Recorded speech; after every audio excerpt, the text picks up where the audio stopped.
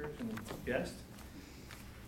When moving into a new house, nothing gives you a fresh, clean start like a new interior paint job. Not only does it make it your own visually, but it also can eliminate the smells that the prior occupant had, and sometimes that is not only beneficial but absolutely necessary. I recently bought a new house, and the first thing I did before moving in was to completely repaint the interior. Our house had some very dark colors, and there was a shade of gold that my wife didn't like too much, which required us to paint the whole thing. For the sake of this discussion, it's important to note that there was no furniture in the house, and the paint was rolled on instead of being sprayed. Professional painters spray it on because it's faster and it covers better, but it also requires more preparation, more covering, and I didn't have a paint sprayer. The first step is to determine what type of paint and what color will be used in each room and on what surface.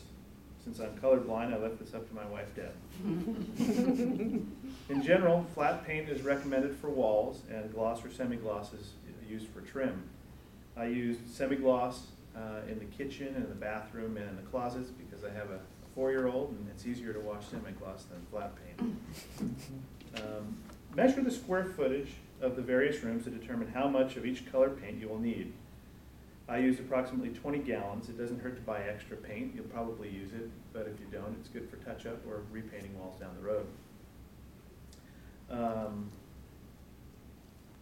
Paint will last a long time if you don't use it in the can, as long as you store it in a dry place and keep the lid on tight.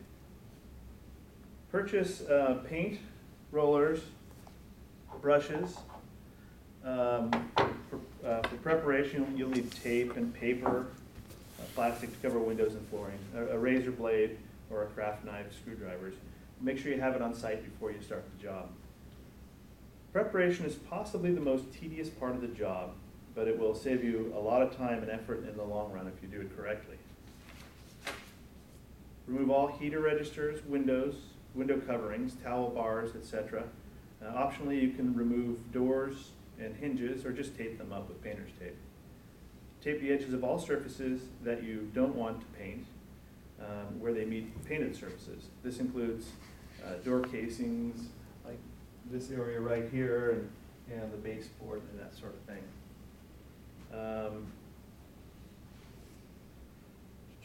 The trim will be painted after the flat wall paint has dried thoroughly for 24 hours.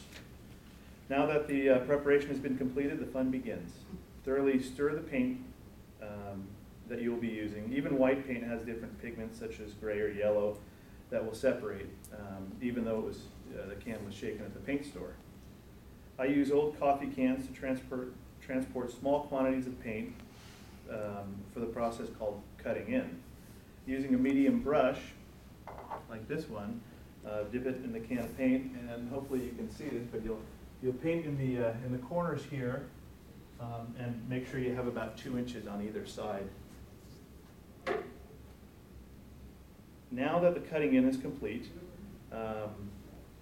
fill a paint tray with the paint you will be choosing for the ceiling.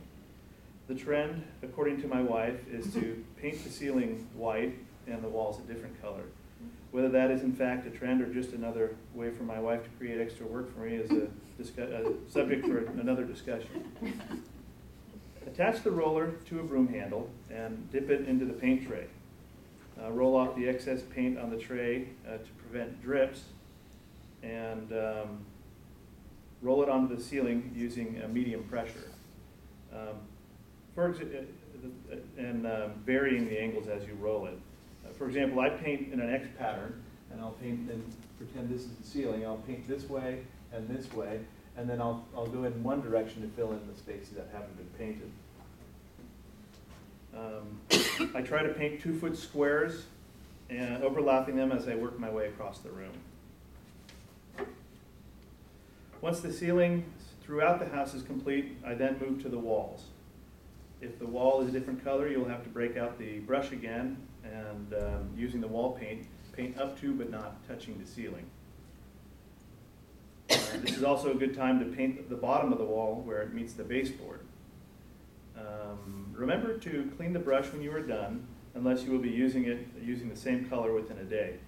A trick I use instead of cleaning the brush is to wrap the brush in plastic and put it in the freezer. This will prevent it from drying, and the next day you can pull it out and thaw it out a little bit and start using it again.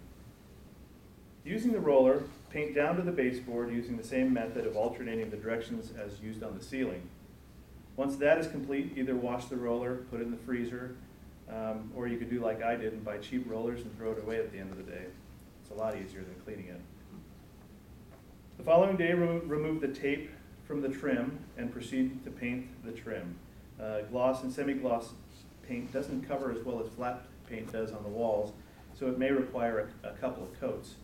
If you spend the extra money and buy good quality paint, it covers a lot easier, it makes your job a lot easier, and you may get away with just one coat. I recommend Glidden or Kelly Moore. They seem to work pretty well for me. As I stated in the beginning, if you do your preparations well, it will save time in the end. At this point, you only need to pull up the plastic on the floors, remove the tape where there's any left, install any heater grates, doorknobs, and any other hardware that you removed during the prep stage. You can now step back and admire your accomplishments. The pride one gets from doing a job well, and the enjoyment you get by observing the finished product is well worth the effort. But it's not the only reason. You'll also save about $1,500 doing it yourself. Thank you very much.